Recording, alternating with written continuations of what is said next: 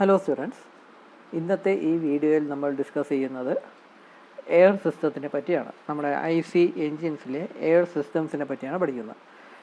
ഇത് നമുക്ക് പഠിക്കാനുള്ളത് air system of a petrol എഞ്ചിനും air system of a diesel എഞ്ചിനും. ഇത് രണ്ടും നമുക്ക് പഠിക്കാനുണ്ട്. എക്സാമിന് ഇത് 10 മാർക്സിന് ചോദിക്കാനുള്ള സാധ്യത കുറവാണ്. മേ ബി 5 മാർക്സിനൊക്കെ ആയിരിക്കും ചോദിക്കുന്നത്. Explain the air system of a petrol engine എന്നോ explain the air system of a diesel engine എന്നോ ഒക്കെ ആയിരിക്കും ക്വസ്റ്റ്യൻ. അപ്പോൾ ഇങ്ങനെ ഒരു ബ്ലോക്ക് ഡയഗ്രാം പോലത്തെ ഈ ഒരു ഡയഗ്രാം വരച്ച് നമ്മൾ ഇതിലുള്ള ഓരോ കമ്പോണൻസിൻ്റെയും ഫംഗ്ഷൻ എന്താണെന്നൊക്കെ നമ്മൾ എക്സ്പ്ലെയിൻ ചെയ്യണം. സിമ്പിൾ സെൻറ്റൻസിൽ നമുക്ക് എക്സ്പ്ലെയിൻ ചെയ്യാവുന്നതേ ഉള്ളൂ. ഇവിടെ ഈ എയർ സിസ്റ്റം എന്നുകൊണ്ട് ഉദ്ദേശിക്കുന്നത് സംഭവം എന്തെന്ന് വെച്ചാൽ, ഈ നമ്മുടെ എൻജിനിൽ നമ്മുടെ കമ്പസ്റ്റിംഗ് പ്രോസസ്സ് നടക്കാനായിട്ട് ഓക്സിജൻ വേണം. അപ്പോൾ ഈ ഓക്സിജൻ പ്രൊവൈഡ് ചെയ്യുന്നത് അറ്റ്മോസ്ഫിയറിക് എയറിൽ നിന്നാണ്. അപ്പോൾ അറ്റ്മോസ്ഫിയറിലെ എയർ വലിച്ചെടുത്ത് അത് സിലിണ്ടറിൻ്റെ അകത്തേക്ക് കൊടുത്താണ് അവിടെ കമ്പസ്റ്റിംഗ് പ്രോസസ്സ് നടക്കുന്നത്. അങ്ങനെയാണ് ആ അറ്റ്മോസ്ഫിയറിക് എയറിൽ നിന്നാണ് ഓക്സിജൻ അത് എടുക്കുന്നത്.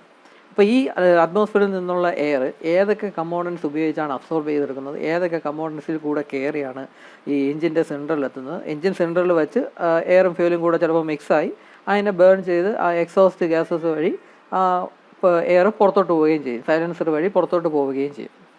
എക്സോസ്റ്റ് വാൾവ് വഴി സൈലൻസർ വഴി പുറത്തോട്ട് പോവുകയും ചെയ്യും. അപ്പോൾ ഈ എയർ എന്ന് പറയുന്ന ആ ഒരു കമ്പോണൻറ്റ് എന്ന് പറയുന്ന എലമെൻറ്റ് ഏതൊക്കെ കമ്പോണൻറ്റിലൂടെ കയറുന്നു, ഏതൊക്കെ കമ്പോണൻറ്റിലൂടെ കയറി എഞ്ചിൻ സെൻറ്ററിലെത്തുന്നു, എന്നിട്ട് അവിടെ നിന്ന് അത് എങ്ങനെ സൈലൻസർ വഴി പുറത്തോട്ട് പോകുന്നു, ആ പാത്തിനെയാണ് എയർ സിസ്റ്റം എന്നുകൊണ്ട് ഉദ്ദേശിക്കുന്നത്. അപ്പോൾ അതാണ് നമ്മൾ പഠിക്കാൻ പോകുന്നത്. അതിൽ air system of a petrol എഞ്ചിനാണ് കുറച്ചും കൂടെ ഇമ്പോർട്ടൻ്റ് ആയിട്ട് നമ്മൾ നോക്കേണ്ടത്. കുറച്ചുകൂടെ കമ്പോണൻസ് കൂടുതൽ വരുന്നത് ഈ air system of a petrol എഞ്ചിനിലാണ്. അതായത് പെട്രോൾ എഞ്ചിനുള്ള എയർ സിസ്റ്റമാണ് കുറച്ചും കൂടെ ഇമ്പോർട്ടൻ്റ് എന്ന് പറയാം. ഇവിടെ ഇപ്പോൾ നോക്കുക, നമ്മുടെ എഞ്ചിൻ്റെ അകത്ത് ഇവിടെ പെട്രോൾ എഞ്ചിൻ്റെ കേസാണ് നമ്മളിവിടെ കൺസിഡർ ചെയ്യുന്നത്. അപ്പോൾ എഞ്ചിൻ സിലിണ്ടറിൻ്റെ അകത്താണ് നമ്മൾ കമ്പസ്റ്റിംഗ് പ്രോസസ്സ് നടക്കുന്നത്. അപ്പോൾ കമ്പസ്റ്റിംഗ് പ്രോസസ്സ് നടക്കാനായിട്ട് ഓക്സിജൻ വേണം. അപ്പോൾ ഈ ഓക്സിജൻ പ്രൊവൈഡ് ചെയ്യുന്നത് എയറിൽ നിന്നാണ്. അറ്റ്മോസ്ഫിയറിലുള്ള എയർ വഴിയാണ് ഓക്സിജൻ പ്രൊവൈഡ് ചെയ്യുന്നത്. ഈ പെട്രോൾ എഞ്ചിൻ ആയതുകൊണ്ട് എയർ ഫ്യൂവൽ മിക്സ്ചറാണ് എഞ്ചിൻ സിലിണ്ടറിലോട്ട് പോകുന്നത്. അതിനെയാണ് ബേൺ ചെയ്യുന്നത്. ഈ എയർ ഫ്യൂവൽ മിക്സ്ചറുള്ള എയറിൻ്റെ അകത്ത് ഓക്സിജൻ കാണും. ആ ഓക്സിജനാണ് ഈ ഫ്യൂവലിനെ ബേൺ ചെയ്യാനായിട്ട് സഹായിക്കുന്നത്. അപ്പോൾ ഇവിടെ പെട്രോളിൻ്റെ കേസിലാണെങ്കിൽ എയർ ഫ്യൂവൽ മിക്സ്ചറാണ് സിലിണ്ടറിൻ്റെ ഉള്ളിലേക്ക് കടത്തിവിടുന്നത്. ഇൻലെറ്റ് വാൾവ് വഴി എയർ ഫ്യൂവൽ മിക്സ്ചറായിരിക്കും സിലിണ്ടറിൻ്റെ അകത്തേക്ക് കയറുന്നത്. അപ്പോൾ ഇവിടെ എയറും ഫ്യൂവലും കൂടെ കറക്റ്റ് പ്രൊപ്പോർഷനിൽ മിക്സ് ചെയ്യാൻ വേണ്ടിയാണ് ഈ കാർബറേറ്റർ എന്ന് പറയുന്ന ഡിവൈസ് ഉള്ളത്. ഇത് പെട്രോൾ എഞ്ചിനിൽ മാത്രമേ ഉള്ളൂ. കാർബറേറ്റർ എന്ന ഡിവൈസ് ഉപയോഗിച്ചാണ് എയറിനെയും ഫ്യൂവലിനെയും കറക്റ്റ് പ്രൊപ്പോർഷനിൽ മിക്സ് ചെയ്യുന്നത്. ഈ പ്രൊപ്പോർഷൻ എന്ന് പറയുന്നത് നമ്മൾ ഇനി ഡീറ്റെയിൽ ആയിട്ട് പഠിക്കാം, അപ്പോൾ ആ സമയത്ത് പറയാം. ഈ കാർബറേറ്ററിൽ ഈ എയർ എത്തുന്നത് എയർ ഫിൽറ്റർ വഴിയാണ്. നമ്മുടെ കാർബറേറ്റർ നേരിട്ട് അറ്റ്മോസ്ഫിയറിൽ നിന്ന് എയറിനെ വലിച്ചെടുക്കത്തില്ല. കാരണം അറ്റ്മോസ്ഫിയറിലുള്ള എയർ എന്ന് പറഞ്ഞാൽ ഡസ്റ്റ് പാർട്ടിക്കിൾസ് കാണും, ബാക്കി വേറെ മൈന്യൂട്ടായിട്ടുള്ള സോളിഡായിട്ടുള്ള ചെറിയ ചെറിയ പാർട്സൊക്കെ കാണും.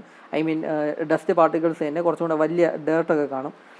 മാത്രമല്ല അങ്ങനെ എക്സ്റ്റേണൽ ആയിട്ടുള്ള ബോഡീസ് എല്ലാം കാണും. അപ്പോൾ അതിനെല്ലാം ഫിൽറ്റർ ചെയ്ത് മാറ്റി അതിനൊന്ന് കുറച്ചും കൂടെ ഒരു പ്യൂരിഫൈ ചെയ്ത ആ ഒരു ഫോമിലുള്ള എയറിനെയാണ് ഈ കാർബറേറ്ററിലോട്ട് എത്തിക്കേണ്ടത്. അപ്പോൾ അതിന് വേണ്ടിയാണ് ഈ എയർ ഫിൽറ്റർ എന്ന് പറയുന്ന ഒരു കമ്പോണൻ്റ് ഉള്ളത്. എയർ ഫിൽറ്ററാണ് ആക്ച്വലി അറ്റ്മോസ്ഫിയറിലുള്ള എയറിനെ വലിച്ചെടുക്കുന്നതും അതിനെ ജസ്റ്റ് ഒന്ന് ഫിൽറ്റർ ചെയ്യും. വളരെ ഹൈലി പ്യൂരിഫൈഡ് ഒന്നും ആകത്തില്ല, എന്നാലും അതിലുള്ള ഡസ്റ്റ് പാർട്ടിക്കിൾസും സോളിഡായിട്ടുള്ള ചെറിയ ചെറിയ മൈക്രോ കമ്പൗണ്ട്സൊക്കെ ഉണ്ടെങ്കിൽ അതിനെല്ലാം റിമൂവ് ചെയ്ത് കുറച്ചൊന്ന് പ്യൂരിഫൈ ചെയ്തിട്ടുള്ള അല്ലെങ്കിൽ ഫിൽറ്റർ ചെയ്തിട്ടുള്ള എയറിനെയാണ് ഈ കാർബറേറ്ററിലോട്ട് വിടുന്നത്. അല്ലാതെ കാർബറേറ്റർ നേരിട്ട് അറ്റ്മോസ്ഫിയറിന് എയറിനെ വലിച്ചെടുക്കാൻ സാധിക്കത്തില്ല. കാരണം അറ്റ്മോസ്ഫിയറിലുള്ള എയറിൽ ഒരുപാട് ഡേർട്ടും ബാക്കി ഡസ്റ്റ് പാർട്ടിക്കിൾസും എല്ലാം കാണും. അപ്പോൾ ഈ ഡസ്റ്റ് പാർട്ടിക്കിൾസ് എല്ലാം റിമൂവ് ചെയ്യാൻ വേണ്ടിയാണ് ഈ എയർ ഫിൽറ്റർ എന്ന് പറയുന്ന കമ്പോണൻ്റ് ഉള്ളത്. അപ്പം എയർ സിസ്റ്റം ആക്ച്വലി സ്റ്റാർട്ട് ചെയ്യുന്ന ഈ എയർ ഫിൽറ്റർ എന്ന് പറയുന്ന കമ്പോണൻറ്റിൽ നിന്നാണ്. ആ എയർ ഫിൽറ്ററാണ് അറ്റ്മോസ്ഫിയറിലുള്ള എയറിനെ വലിച്ചെടുക്കുന്നതും അതിനൊന്ന് ഫിൽറ്റർ ചെയ്ത് നേരെ കാർബറേറ്ററിലോട്ട് വിടുന്നു. ആ കാർബറേറ്ററിൽ വെച്ച് ഈ എയറും ഫ്യൂലും കൂടെ കറക്റ്റ് പ്രൊപ്പോർഷനിൽ മിക്സ് ചെയ്യുന്നു. എത്ര പ്രൊപ്പോർഷനാണ് മിക്സ് ചെയ്യേണ്ടതെന്നല്ല അതിൽ സെറ്റ് ചെയ്തിട്ടുണ്ട്.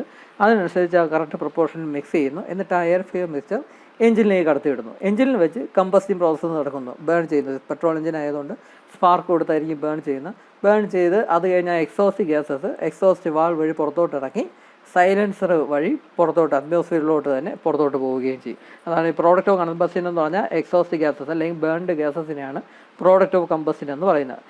ആ സംഭവത്തിനെയാണ് ഈ സൈലൻസർ വഴി പുറത്തോട്ട് വിടുന്നത്.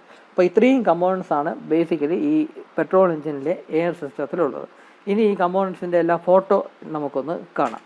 നമ്മുടെ ബൈക്കിലുള്ള ഇതിൻ്റെ കമ്പോണൻസ് ആണ് നമ്മൾ കാണുന്നത്. എയർ ഫിൽറ്റർ എന്ന് പറഞ്ഞാൽ ഈ ഒരു ഷേപ്പിലിരിക്കും എയർ ഫിൽറ്റർ എന്നുള്ളത്. ചെറിയ ഒരു ഫിൽറ്ററാണത്.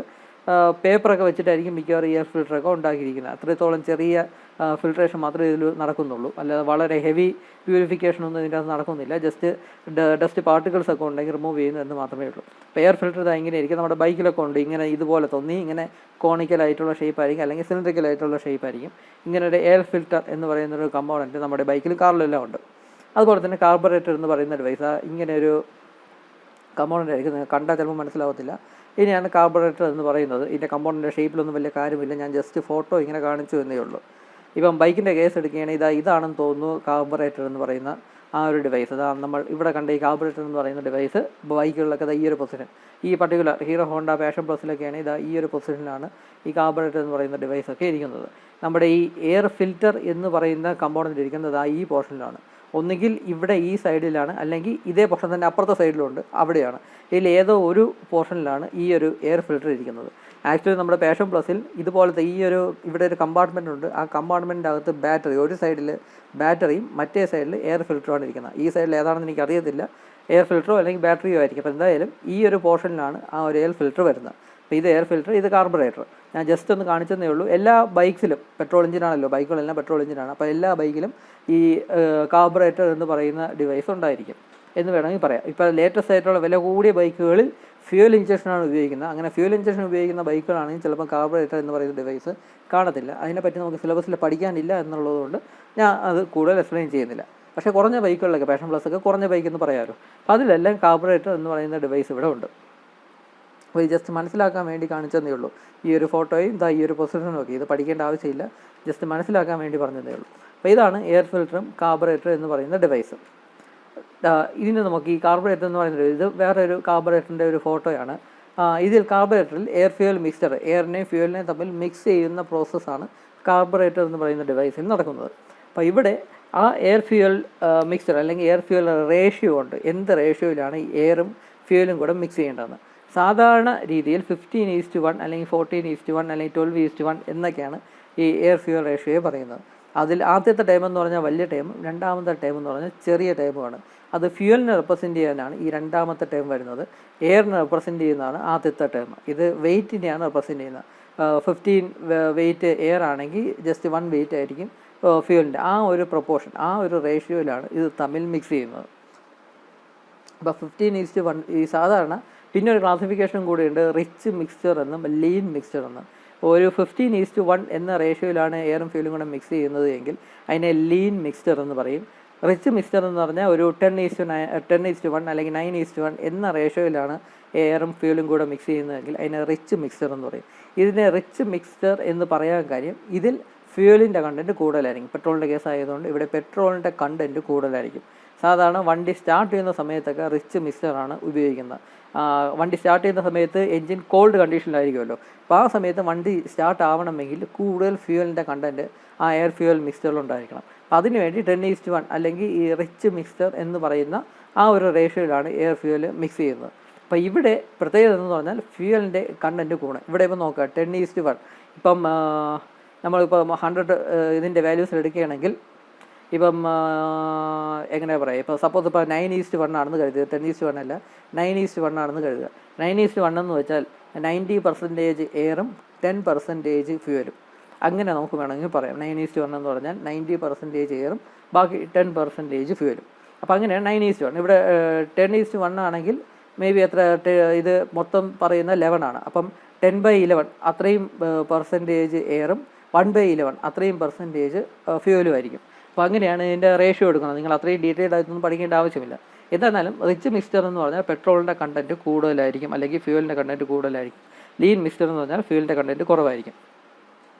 ഇവിടെ 1 വെയ്റ്റ് ഫ്യൂവലിന് 15 വെയ്റ്റ് എയർ ആണുള്ളത്. അപ്പോൾ എയറിൻ്റെ കണ്ടൻറ്റ് ഇവിടെ കൂടുതലാണ്. ഇതുമായിട്ട് കമ്പയർ ചെയ്യുമ്പോൾ ഇവിടെ എയറിൻ്റെ കണ്ടൻറ്റ് കൂടുതലാണ്. അപ്പോൾ അതുകൊണ്ട് തന്നെ ലീൻ മിക്സ്ചർ എന്നൊക്കെ പറയും. ഇത് നിങ്ങൾ ജസ്റ്റ് തിയറി ആയിട്ട് ഇങ്ങനെ പഠിച്ചു വെച്ചിരുന്നാൽ മതി. 15:1 ലീൻ മിക്സ്ചർ എന്നും 10:1 റിച്ച് മിക്സ്ചർ എന്നും പറയും എന്ന് മാത്രം ജസ്റ്റ് പറഞ്ഞു വെച്ച് എന്ന് മാത്രം നിങ്ങൾ പഠിച്ചു വെച്ചിരുന്നാൽ മതി. അല്ലാതെ കൂടുതൽ ഡീറ്റെയിൽ ആയിട്ട് നമുക്ക് കാർബറേറ്ററിൻ്റെ വർക്കിങ്ങോ അതിൻ്റെ എയർ ഫ്യൂവൽ റേഷ്യോയെ പറ്റിയോ കൂടുതലൊന്നും നമുക്ക് പഠിക്കേണ്ട ആവശ്യമില്ല. അപ്പോൾ ഇതാണ് കാർബറേറ്റർ എന്ന് പറയുന്ന ഡിവൈസ്. അപ്പോൾ ഇത്രയാണ് നമ്മുടെ air system of a petrol engine എന്ന് പറയുന്നത്. അപ്പം ഈ ഒരു ഫിഗർ ഈ ഒരു ബ്ലോക്ക് ഡയഗ്രാം കാര്യമായിട്ട് കറക്റ്റായിട്ട് വരയ്ക്കുക. എന്നിട്ട് അതിലുള്ള കമ്പോണൻസിൻ്റെ വർക്കിംഗ് ഓരോന്നായിട്ട് നിങ്ങൾ എക്സ്പ്ലെയിൻ ചെയ്യുക. അത് സൈലൻസർ എന്താണെന്ന് അറിയാം. സൈലൻസർ എന്ന് പറയാൻ കാര്യം എന്തുകൊണ്ടാണ് ഈ സൈലൻസർ എന്ന വാക്ക് ഉപയോഗിക്കുന്നത് നിങ്ങൾക്കറിയാമോ? ആക്ച്വലി ഈ എൻജിൻ്റെ വർക്കിംഗ് എന്ന് പറഞ്ഞാൽ ഭയങ്കര സൗണ്ട് ഉണ്ടാക്കുന്ന ഒരു പ്രോസസ്സാണ്. ഭയങ്കര സൗണ്ടാണ്. അതായത് എൻജിൻ്റെ വർക്കിംഗ് എന്ന് പറഞ്ഞാൽ ഭയങ്കര സൗണ്ട് എന്ന് പറഞ്ഞാൽ ഇപ്പോൾ എന്താ പറയുക, നമുക്ക് ഈ സൈലൻസർ എന്ന് പറയുന്ന ഡിവൈസ് ഇല്ല എങ്കിൽ ഒരു 200-300 മീറ്റർ ദൂരെ ഒരു ബൈക്ക് സ്റ്റാർട്ട് ചെയ്ത വഴി നമുക്ക് സൗണ്ട് നല്ലവണ്ണം കേൾക്കാൻ സാധിക്കും. ഒരു അപ്പുറത്തെ ജംഗ്ഷനിൽ ഒരു ബൈക്ക് സ്റ്റാർട്ട് ചെയ്താൽ ഇവിടെ ഇരിക്കുന്ന നമുക്ക് സൗണ്ട് കേൾക്കാൻ നോക്കുമോ?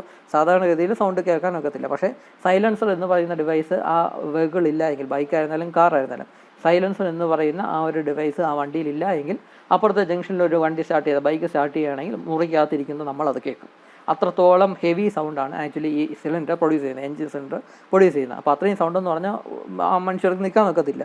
അപ്പോൾ അതിനെ റെഡ്യൂസ് ചെയ്യാൻ, സൗണ്ട് റെഡ്യൂസ് ചെയ്യാൻ വേണ്ടിയാണ് ഈ സൈലൻസർ അല്ലെങ്കിൽ മഫ്ലർ എന്ന് പറയുന്ന ഒരു കമ്പോണൻ്റ് ഉണ്ടാക്കി വെച്ചിരിക്കുന്നത്. അപ്പോൾ ആ എക്സോസ്റ്റ് ഗ്യാസസ് ഈ സൈലൻസറിൽ കൂടെ കടന്നാണ് അത് പുറത്തോട്ട് പോകുന്നത്. അപ്പോൾ ഈ വാക്കിൻ്റെ അർത്ഥം തന്നെ സൈലൻസ് ചെയ്യുക എന്ന് പറഞ്ഞാൽ അതിൻ്റെ സൗണ്ട് റെഡ്യൂസ് ചെയ്യുക, ആ നോയ്സ്, ഹെവി നോയ്സ് റെഡ്യൂസ് ചെയ്യാൻ വേണ്ടിയുള്ള കമ്പോണൻ്റാണ് സൈലൻസർ എന്ന് പറയുന്നത്. സൈലൻസർ അല്ലെങ്കിൽ മഫ്ലർ എന്നൊക്കെ പറയും. അപ്പം സൈലൻസിൽ കൂടെ പുറത്ത് വരുന്നതുകൊണ്ടാണ് സത്യം പറഞ്ഞാൽ നമ്മൾ വലിയ സൗണ്ട് ഇല്ലാതെ തന്നെ ബൈക്കുകളൊക്കെ നമ്മൾ ഉപയോഗിച്ചുകൊണ്ടിരിക്കുന്നത്. ആ സൈലൻസ് ഇളക്കി മാറ്റുകയാണെങ്കിൽ വളരെ ഹെവി സൗണ്ട് ആയിരിക്കും ബൈക്കിൽ നിന്നൊക്കെ വരുന്നത്. ബൈക്കായിരുന്നാലും കാറായിരുന്നാലും ലോറി ആയിരുന്നാലും സൈലൻസർ ഇല്ലാതെ അത് വർക്ക് ചെയ്യുന്നു എന്ന് നമുക്ക് ആലോചിക്കാൻ പോലും ഒക്കത്തില്ല. അത്രത്തോളം ഹെവി സൗണ്ടാണ് ആ വെഹിക്കിൾസിൽ നിന്നെല്ലാം വരുന്നത്. അപ്പോൾ ആ സൗണ്ട് കുറയ്ക്കാൻ വേണ്ടിയാണ് സൈലൻസർ എന്ന് പറയുന്ന കമ്പോണൻ്റ് യൂസ് ചെയ്യുന്നത്. അപ്പോൾ ഈ എക്സോസ്റ്റ് ഗ്യാസസ് ഈ സൈലൻസറിൽ കൂടെ കടത്തി വിട്ടാണ് അതിൻ്റെ സൗണ്ട് റെഡ്യൂസ് ചെയ്യുന്നത്. അതുകൊണ്ടാണ് സൈലൻസർ എന്ന വാക്ക് ഇവിടെ ഉപയോഗിച്ചിരിക്കുന്നത്. അപ്പോൾ ഇങ്ങനത്തെ കമ്പോണൻസ്, സൈലൻസറിൻ്റെ ഫോട്ടോ ഒന്നും ഞാൻ കാണിക്കേണ്ട ആവശ്യമില്ലല്ലോ, നിങ്ങൾക്ക് തന്നെ അറിയാമായിരിക്കും. അപ്പോൾ ഇതൊക്കെയാണ് കമ്പോണൻസ്. ആ കമ്പോണൻസിൻ്റെ ഫംഗ്ഷൻ, സൈലൻസറിൻ്റെ ഫംഗ്ഷൻ ഒന്നും നിങ്ങൾ എഴുതേണ്ട ആവശ്യമില്ല. പക്ഷേ കമ്പോണൻ്റ് ഉണ്ട് എന്ന് മാത്രം എഴുതിയാൽ മതി.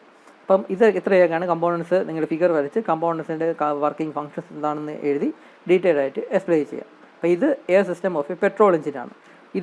നമ്മൾ ഈ കണ്ട ഇതേ സംഭവത്തിൻ്റെ ചെറിയൊരു മോഡിഫിക്കേഷനാണ് air system of a diesel engine എന്ന് പറയുന്നത്.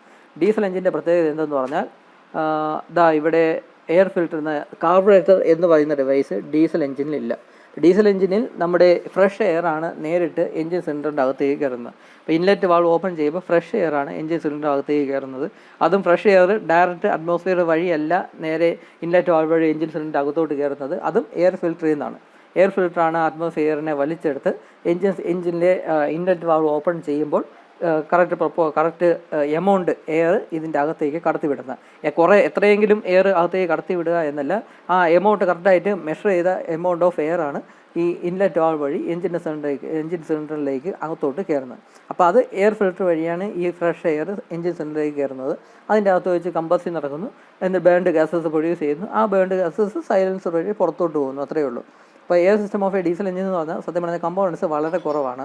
ഇവിടെ ഒരു എയർ ഫിൽറ്റർ ഉണ്ട്, അതാണ് അറ്റ്മോസ്ഫിയറിനെ വലിച്ചെടുക്കുന്നത്. എന്നിട്ട് ആ ഫ്രഷ് എയറിനെ, കാർബറേറ്റർ എന്ന് പറയുന്ന ഡിവൈസ് ഒന്നും ഇതിലില്ല, ആ ഫ്രഷ് എയറിനെ ഡയറക്റ്റ് എഞ്ചിൻ സിലിണ്ടറിലേക്ക് കടത്തി വിടുന്നു, കമ്പസ്റ്റൻ പ്രോസസ്സ് നടക്കുന്നു.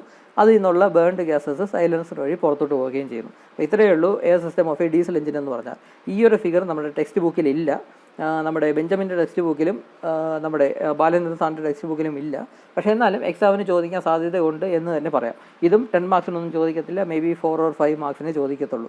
അപ്പം ഡീസൽ എഞ്ചിൻ്റെ എയർ സിസ്റ്റം എക്സ്പ്ലെയിൻ ചെയ്യാൻ പറഞ്ഞാൽ ഇങ്ങനെ ഒരു സിമ്പിൾ ഫിഗർ വരച്ച് അതിൻ്റെ ഓരോ കമ്പോണൻസിൻ്റെ ഫംഗ്ഷൻ എന്താണെന്ന് സിമ്പിൾ സെൻറ്റൻസിൽ എക്സ്പ്ലെയിൻ ചെയ്ത് വയ്ക്കാം. പിന്നെ അഡീഷണലായിട്ട് 1-2 കമ്പോണൻസിൻ്റെ ഫോട്ടോ ഞാൻ കാണിക്കാം. നമ്മുടെ എഞ്ചിനിലൊക്കെ ഉള്ള ഇവിടെ ഈ ഒരു കമ്പോണൻസ് എന്ന് പറഞ്ഞാൽ സ്പാർക്ക് പ്ലഗ് ആണ്. സ്പാർക്ക് പ്ലഗ് എന്തിനാണെന്ന് അറിയാലോ? സ്പാർക്ക് കൊടുക്കാനായിട്ട് എഞ്ചിൻ്റെ അകത്ത്, പെട്രോൾ എഞ്ചിൻസിൻ്റെ അകത്ത് സ്പാർക്ക് കൊടുത്ത് ബേണിംഗ് സ്റ്റാർട്ട് ചെയ്യാൻ വേണ്ടിയാണ് സ്പാർക്ക് പ്ലഗ് എന്ന് പറയുന്ന ഡിവൈസ് ഇവിടെ ഉള്ളത്. അതിൽ ഇത്രയും പോർഷനായിരിക്കും എഞ്ചിൻ സിലിണ്ടറിൻ്റെ അകത്ത് വരുന്നത്. ഇത്രയും പോർഷൻ എന്ന് പറഞ്ഞാൽ എഞ്ചിൻ്റെ പുറത്തായിരിക്കും. ഇതിലാണ് ഹൈ വോൾട്ടേജ് ഒക്കെ, ഇത് പവർ സപ്ലൈ കൊടുക്കാനുള്ള, ബാറ്ററിയിൽ നിന്നുള്ള പവർ സപ്ലൈ കൊടുക്കാനുള്ള പോർഷനാണ് ഇതെല്ലാം. ഇതിലൂടെയാണ് ഹൈ വോൾട്ടേജ് ഇപ്പുറത്തോട്ട് പ്രൊഡ്യൂസ് ചെയ്യുന്നത്. അപ്പോൾ ഇത്രയും പോർഷൻ ആക്ച്വലി എഞ്ചിൻ സിലിണ്ടറിൻ്റെ അകത്തായിരിക്കും. അതിൽ ഈ 2 പോയിൻ്റ് ഉണ്ടല്ലോ, ചെറിയൊരു ഗ്യാപ്പ് കണ്ടല്ലോ, ഈ ഗ്യാപ്പിൻ്റെ ഇടയിലാണ് സ്പാർക്ക് ഫോം ചെയ്യുന്നത്. ഈ സ്പാർക്ക് എന്ന് പറഞ്ഞാൽ വളരെ ഹൈ വോൾട്ടേജിനാണ് സ്പാർക്ക് എന്ന് പറയുന്നത്. അപ്പോൾ ഈ 2 കമ്പോണൻസിൻ്റെ ഇടയിലാണ് ഒരു സ്പാർക്ക് ക്രിയേറ്റ് ചെയ്യുന്നത്. ഇത് രണ്ടിൻ്റെ ഗ്യാപ്പിന് കുറച്ച് മെഷർമെൻ്റ് ഒക്കെ ഉണ്ട്. എനിക്ക് തോന്നുന്നു 0.8 mm ഒക്കെയാണെന്ന് തോന്നുന്നു, എനിക്ക് ഷുവറല്ല. അപ്പം അത്രയും ചെറിയൊരു ഗ്യാപ്പൊക്കെ ഇതിൻ്റെ അകത്തുണ്ടായിരിക്കണം. അപ്പോൾ ആ ഗ്യാപ്പിന് വരെ കുറച്ച് ഇമ്പോർട്ടൻസ് ഉണ്ട്. എത്രത്തോളം ഗ്യാപ്പാണ് അതിൽ വേണ്ടത് എന്നതിൽ വരെ വളരെ ഇമ്പോർട്ടൻസ് ഉണ്ട്. അപ്പോൾ ആ ഒരു ഗ്യാപ്പിലാണ് ഈ ഒരു സ്പാർക്ക് പ്രൊഡ്യൂസ് ചെയ്യുന്നത്. ഹൈ വോൾട്ടേജ്, സത്യം പറഞ്ഞാൽ ഹൈ വോൾട്ടേജ് ഒരു ഇലക്ട്രോഡിൽ നിന്നും മറ്റേ ഇലക്ട്രോഡിലോട്ട് ജമ്പ് ചെയ്യുന്നതിനെയാണ് നമ്മൾ സ്പാർക്ക് എന്ന് വിളിക്കുന്നത്. ഹൈ വോൾട്ടേജ് ഒരു കമ്പോണൻറ്റിൽ നിന്നും മറ്റേ കമ്പോണൻറ്റിലോട്ട് അല്ലെങ്കിൽ ഒരു ഇലക്ട്രോഡിൽ നിന്ന് മറ്റേ ഇലക്ട്രോഡിലേക്ക് ജമ്പ് ചെയ്യുന്നതിനെയാണ് നമ്മൾ സ്പാർക്ക് എന്ന് പറയുന്നത്. അപ്പോൾ ആ സ്പാർക്ക് പ്രൊഡ്യൂസ് ചെയ്യാനുള്ള ഡിവൈസാണ് ഈ കാണുന്നത്. ഇത് പെട്രോൾ എഞ്ചിൻ, അതിപ്പം ബൈക്കായിരുന്നാലും കാറായിരുന്നാലും പെട്രോൾ എഞ്ചിനെല്ലാം യൂസ് ചെയ്യുന്ന സ്പാർക്ക് പ്ലഗാണ് ഈ കാണുന്നത്. പിന്നെ ഉള്ളതാണ് ഫ്യൂവൽ ഫിൽറ്റർ എന്ന് പറയുന്ന ഡിവൈസ്. ഇത് ആക്ച്വലി നമ്മുടെ ഡീസൽ എൻജിൻസിലാണ് ഇത് സാധാരണ ഉപയോഗിക്കുന്നത്. നമുക്കിത് അടുത്ത വീഡിയോ വരപ്പം ഞാൻ പറയാം. ഇത് എയർ ഫിൽറ്റർ അല്ല, ഫ്യൂവലിൻ്റെ ഫിൽറ്ററാണ്. ഫ്യൂവലിനെ ഫിൽറ്റർ ചെയ്യുക, അതായത് പെട്രോൾ ആയിരുന്നാലും ഡീസൽ ആയിരുന്നാലും ആ ഫ്യൂവലിനെ ഫിൽറ്റർ ചെയ്യാനായിട്ട് ഉപയോഗിക്കുന്ന ചെറിയൊരു കമ്പോണൻ്റാണ് ഇത്. വലിയ കമ്പോണൻ്റൊന്നും അല്ല, വളരെ ചെറിയ കമ്പോണൻ്റാണ്, ഫോട്ടോ വലുതാണെന്നേ ഉള്ളൂ. അപ്പോൾ ഇത് ഫ്യൂവൽ ഫിൽറ്റർ എന്ന് പറയും. ഇത് നമ്മൾ അടുത്ത വീഡിയോയിൽ ഇതിനെപ്പറ്റി ഡിസ്കസ് ചെയ്യും. അപ്പോൾ ആ സമയത്ത് ഫ്യൂവൽ ഫിൽറ്റർ എന്ന് ഞാൻ പറയും. അപ്പോൾ ആലോചിക്കേണ്ടത് അല്ലെങ്കിൽ ഓർക്കേണ്ടത് ഈ ഒരു ഫോട്ടോയാണ്. അപ്പോൾ ഇത് എന്ന് പറയുന്നത് ഫ്യൂവലിനെ ഫിൽറ്റർ ചെയ്യാനായിട്ട് ഉപയോഗിക്കുന്ന ഫിൽറ്ററാണ് ഫ്യൂവൽ ഫിൽറ്റർ എന്ന് പറയുന്നത്. അപ്പോൾ ഈ ഒരു കമ്പോണൻ്റ് കൂടെ ഓർത്ത് വയ്ക്കുക. ഇത് നമ്മുടെ ബൈക്കിലൊക്കെ ഉണ്ട് എന്ന് പറയാം. ഇതിൻ്റെ വർക്കിംഗ് ഞാൻ പറയാം എങ്ങനെയാണെന്ന്. അപ്പോൾ അത് അടുത്ത വീഡിയോയിലായിരിക്കും പറയുന്നത്. അപ്പം ഈ വീഡിയോയിൽ ഇത്രയേ ഉള്ളൂ. അപ്പോൾ നമ്മൾ air system of a petrol എഞ്ചിനും കണ്ടു, air system of a diesel എഞ്ചിനും കണ്ടു. അപ്പോൾ ഇനി അടുത്ത വീഡിയോയിൽ നമുക്ക് അടുത്ത ഒരു സിസ്റ്റത്തിനെ പറ്റി പഠിക്കാം. അപ്പോൾ ഈ വീഡിയോയിൽ ഇത്രയേ ഉള്ളൂ. Thank you.